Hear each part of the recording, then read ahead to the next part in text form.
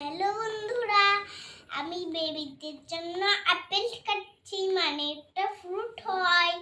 তারপরে আমি ফ্রুটটা কেটে আমি এখন চান করতে যাব, ওকে চান করাবো।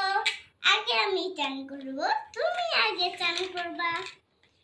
তুমি এসে আমার সাথে তুলি শুরু করো, আমি সাথে রান্না করছি। দেখো বেবিদের ফ্রুট খাওয়াচ্ছি এখন।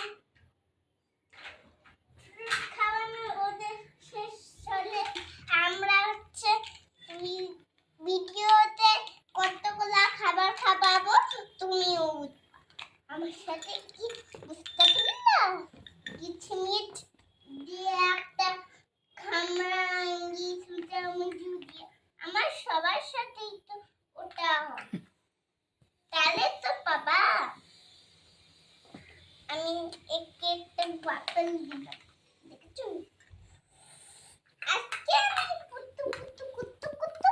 ছোট বেবিকে দাও, ছোট বেবিকে